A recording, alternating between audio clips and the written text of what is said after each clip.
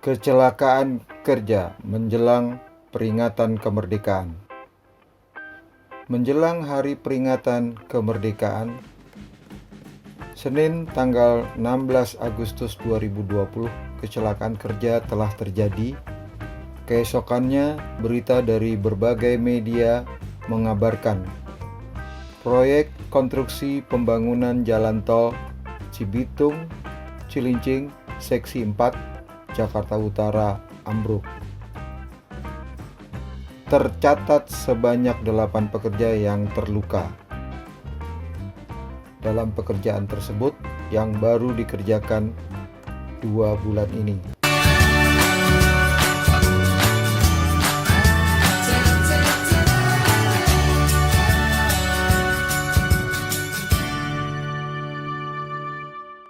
Sebelum dilanjut, teman-teman safety, pengurus perusahaan, dan para pengusaha, mohon bantuannya untuk subscribe dan tekan tombol loncengnya.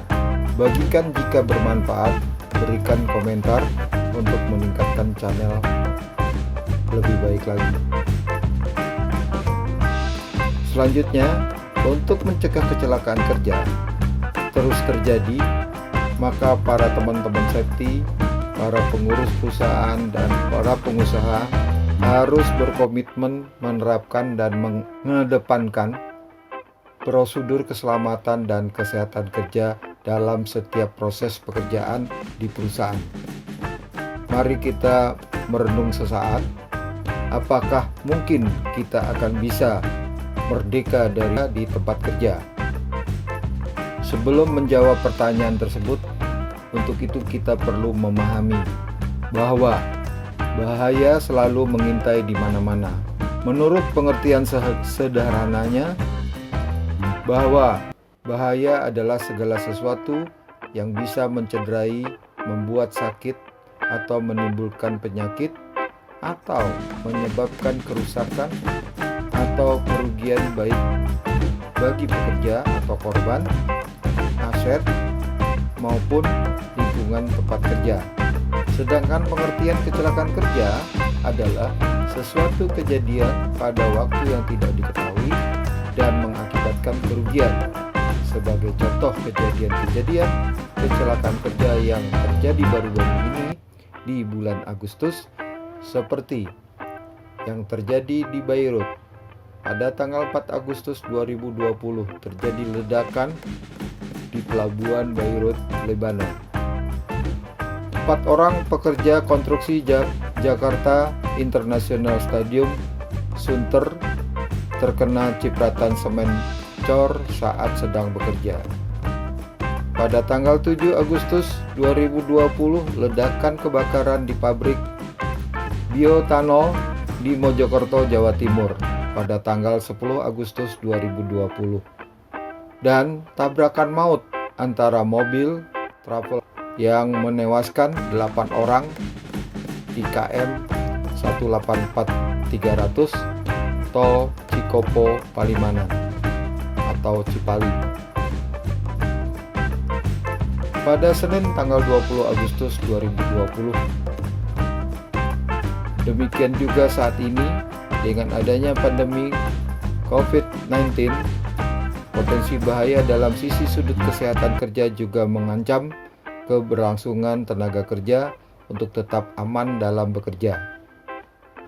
Sejauh ini telah diketahui untuk menurunkan angka kecelakaan, pencegahan dalam bekerja, sehingga menjamin keberlangsungan usaha dengan harus menerapkan protokol keselamatan dan kesehatan di tempat kerja. Selayaknya mulai hari ini kita tingkatkan kepedulian kita menyongsong masa generasi mendatang, wajib dilindungi dan diberi jaminan bahwa kehidupan di segala bidang akan lebih aman sesuai Undang-Undang Nomor 1 Tahun 1970. Ayo teman-teman, praktisi safety dan pengurus perusahaan serta pengusaha dalam aktivitasnya harus berjuang demi kepentingan peningkatan harkat dan martabat bangsa mencapai nilai kecelakaan nihil, penyakit akibat kerja, dan peningkatan budaya K3. Sebelum menjawab tantangan ini, perlu dipahami bahwa bahaya sederhananya adalah segala sesuatu yang bisa mencederai, membuat sakit atau menimbulkan penyakit, bahkan kematian, atau menyebabkan kerusakan atau kerugian baik pekerja, aset, maupun lingkungan kerja. Paling tidak harus dapat diminimalkan sehingga adanya bahaya tidak serta-merta menjadikan tempat kerja tidak selamat. Dan demikian juga selamat bukan berarti terbatas 100% dari bahaya. Elemen proses pekerjaan, material yang digunakan, dan peralatan yang digunakan, serta pekerja saling berinteraksi di tempat kerja dalam bentuk pekerjaannya yang menghasilkan produk dan atau menghasilkan jasa, sehingga secara alamiah ada risiko keselamatan yang dihasilkan. Jika selamat bukanlah suatu kondisi terbebas dari bahaya, maka apakah definisi dari selamat? Karena bahaya pasti ada dimanapun, termasuk tempat kerja, maka selamat dapat didefinisikan sebagai upaya perlindungan dari bahaya. Berapa tinggi tingkat keperlindungan yang diperlukan supaya dapat dikategorikan selamat dari bahaya? Hal ini sangat tergantung pada beberapa profesional, para praktisi K3, dan dukungan manajemen, serta pemilik perusahaan. Sejatinya manusia, aset, dan lingkungan kerja dapat menerima risiko sampai tahap dapat mengembalikan ke kondisi semula tanpa memberikan efek yang tidak diinginkan. Maka dari itu dibuatlah patokan nilai ambang batas atau NAB atau yang semacam itu. Selama di tempat kerja, nilai risiko masih di dalam rentang risiko yang masih dapat diterima, maka kita dapat mengategorikan tempat kerja menjadi tempat kerja yang selamat. Untuk itu dibutuhkan beberapa proses, di antaranya identifikasi bahaya, analisa risiko atau risk analysis, mitigasi atau pengendalian bahaya, dan monitoring keberlanjutan.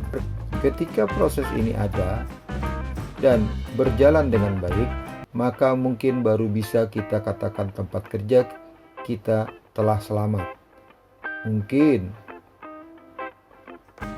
meskipun tidak merdeka dari bahaya, yang penting tidak ada terjadi bahaya yang tingkat risikonya melebihi nilai ambang batas, sehingga kita bisa bekerja secara selamat dan mendapatkan imbalan atas pekerjaan yang telah kita lakukan tanpa cedera,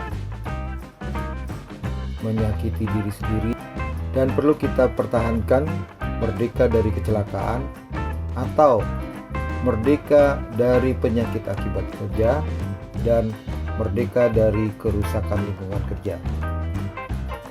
Demikian sedikit yang disampaikan, semoga bermanfaat. Teman-teman safety, para pengurus dan pengusaha, jangan lupa untuk menekan tanda subscribe dan tanda lonceng untuk mendapatkan notifikasi video berikutnya. Sekedar yang disampaikan, semoga bermanfaat.